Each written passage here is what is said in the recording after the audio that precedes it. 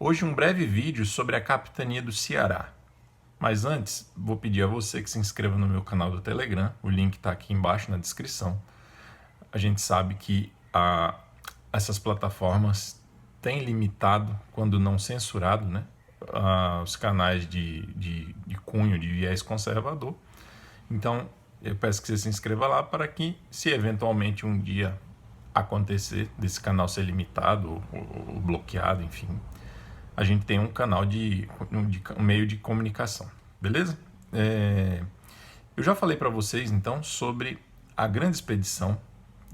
Nos últimos 7 vídeos, eu falei sobre a grande expedição colonizadora, organizada por 3 capitães donatários, para colocar em prática o que Dom João III esperava dos donatários.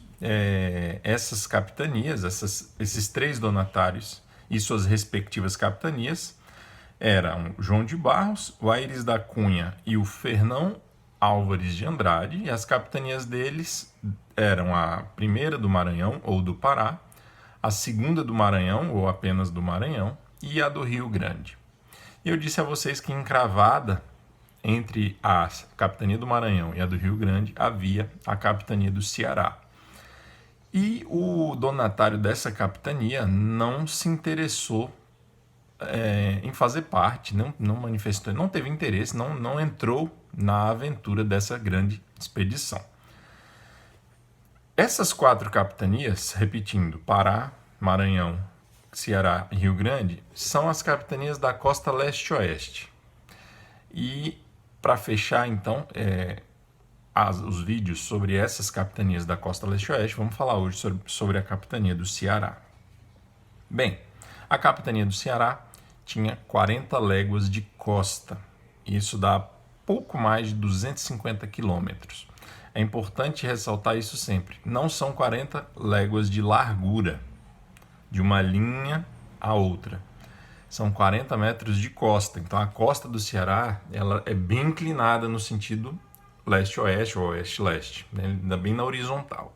Então, você olha assim, às vezes tem uma capitania estreitinha com 40 léguas de costa e uma mais larga, também com 40 léguas de costa. Mas é porque o que importa é a distância percorrida na praia, no litoral, e não a distância de uma linha até a outra. Bem, com 40 léguas de costa, provavelmente 264 quilômetros, a capitania do Ceará ia do Rio da Cruz, que atualmente é um município chamado Camocim, um município com belas praias, vizinho a Jericoacoara, até ao norte, então, Rio da Cruz, onde hoje é Camocim, até a Angra dos Negros, a antiga Angra dos Negros, que provavelmente fica onde hoje é Mucuripe, em Fortaleza. Então, esses eram os limites norte e sul da capitania do Ceará. Obviamente que o atual estado do Ceará é muito maior, né? Tem, assim, não é nem que é muito maior, ele tem um território totalmente diferente do que tinha essa capitania, apesar de terem o mesmo nome. Mas boa parte da capitania do Ceará compõe hoje o estado do Ceará. Bem, foi doada a quem essa capitania do Ceará? Foi doada a um cavaleiro fidalgo chamado Antônio Cardoso de Barros. E o documento, o alvará de doação, foi expedido em 20 de novembro de 1535.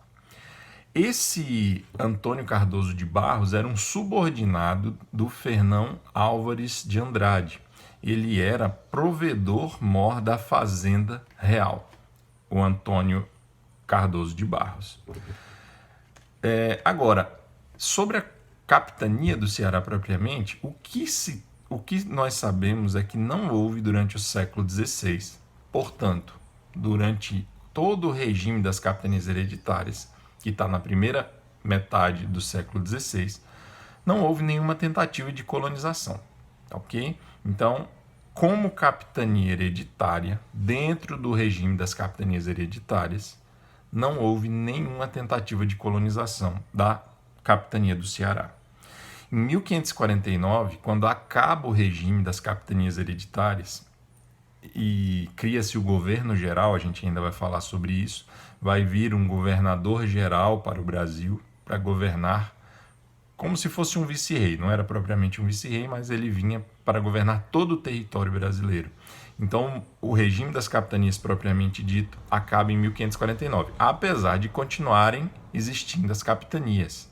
Mas o regime agora não é mais o regime de capitanias como originalmente se criou. Agora é o regime do governo geral. Agora é o que eu falo a partir de 1549. Então, em 1549, quando veio o primeiro governador-geral, Tomé de Souza, o Antônio Cardoso de Barros veio junto com ele. Exercer exatamente o cargo que ele já tinha, de provedor da fazenda. E ele fica aqui há algum tempo, e em 1556 ele vai regressar a Portugal, né? Ele vai tentar regressar a Portugal, numa viagem em que ele foi... nessa mesma viagem, ele foi acompanhado do Dom Pedro Fernandes Sardinha, o famoso bispo Sardinha, primeiro bispo de Salvador. E se você tiver boa memória, já ouviu essa história, você vai saber que o destino do Antônio Cardoso de Barros não foi nada legal. A embarcação que o bispo Sardinha e ele navegavam naufragou na costa alagoana, onde hoje é a costa alagoana, e eles acabaram se salvando no naufrágio, mas acabaram mortos pelos índios caetés. Então, um breve resumo, na verdade não foi nem um resumo, esse breve vídeo com as informações que nós temos sobre a capitania do Ceará, tá bom? É isso, um abraço para vocês.